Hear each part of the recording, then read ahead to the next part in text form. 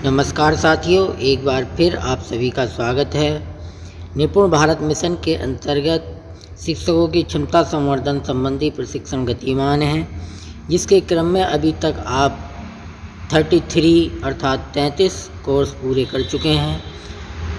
उससे आगे के कोर्स 34, 35, 36 इस सप्ताह जारी किए गए हैं। एक अतिरिक्त कोर्स भी जारी किया गया है, जिनके प्रशिक्षण लिंक आप इस वीडियो की डिस्क्रिप्शन में से कॉपी करके सीधे पूरा कर सकते हैं और उनकी प्रश्नोत्तरी हम इस वीडियो में प्रस्तुत कर रहे हैं। कोर्स 34 की भाषा की दक्षता सुनना।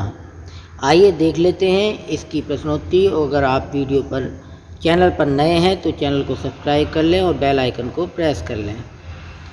पहला प्रश्न है इस कोर्स का, प्राथमिक स्तर पर भाषा शिक्षण का उद्देश्य नहीं है भाषा का व्याकरण सिखाना या कल्पनाशीलता एवं सृजनात्मकता का विकास करना। ये तो सही है।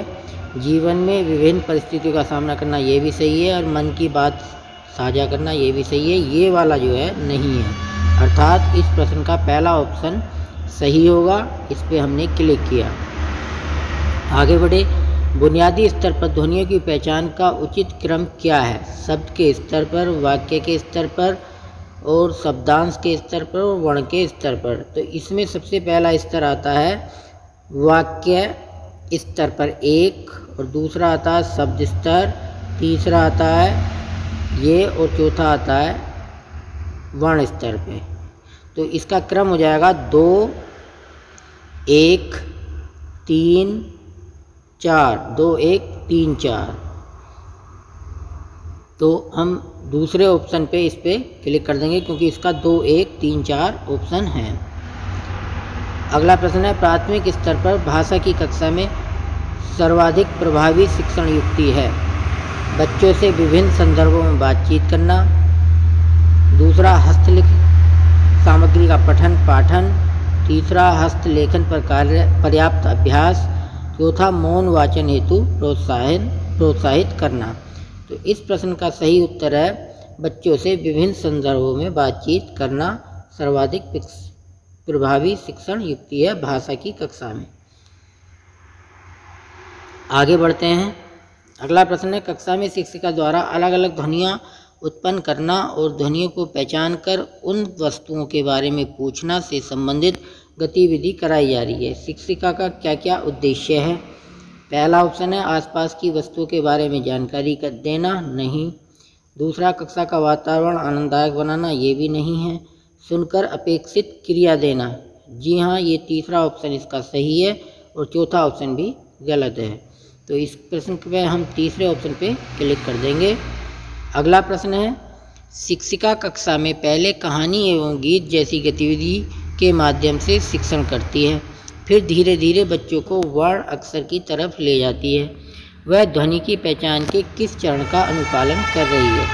तो वह वाक्य, शब्द और शब्दांश और वर्ण, ये वाला जो चरण है इसका पालन कर रही है। देखिए आपके जो प्रश्नोत्तरी आपके जो समक्ष आएगी उसमें ऑप्शन ऊपर नीचे भी हो सकते हैं, इसलिए इनको आप ध्यान से देख लें, तभी आप इन प्रश्नोत्तरी को सही, क्योंकि पहला दूसरा करके आप नहीं कर पाएंगे। आप इसे समझें कि क्या है क्रम।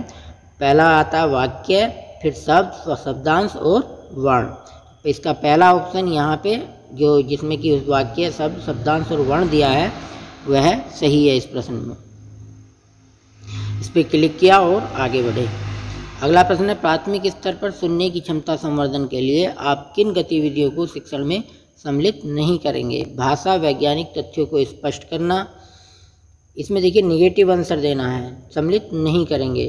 तो भाषा के वैज्ञानिक तथ्यों को स्पष्ट करना, जी हाँ, ऐसा तो हम करेंगे कि इन वैज्ञानिक तथ्यों को नहीं देंगे। कविता पाठ, जी हाँ, ये भी सही है और हम इस काम को नहीं करेंगे, पहला वाला जो है। तो हमें नेगेटिव ही चाहिए, तो हमारे पहले इस प्रश्न का ऑप्शन जो होगा पहला ही ऑप्शन हो जाएगा यहाँ पे। और ये भी सही है, विभिन्न घटनाओं परिस्थितियों पर वार्तालाप और कहानी सुनाना भी सही है। तो पहला ही ऑप्शन इस प्रश्न का सही होगा। हम पहले ऑप्शन पे क्लिक करेंगे।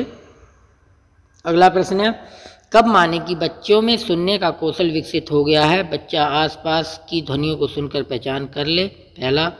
दूसरा, बच्चा सुनी हुई ध्वनियों में अंतर कर ले। तीसरा, बच्चा सुनी हुई ध्वनियों का अर्थ समझकर उस पर अनुक्रिया देने लगे। और चौथा, बच्चा सुनी हुई ध्वनियों को यथावत लिखने में सक्षम हो। तो इसमें चौथा वाला जो ऑप्शन है ये गलत है। पहले तीन ऑप्शन जिस भी ऑप्शन में है वो सही ऑप्शन हो जाएगा हमारा।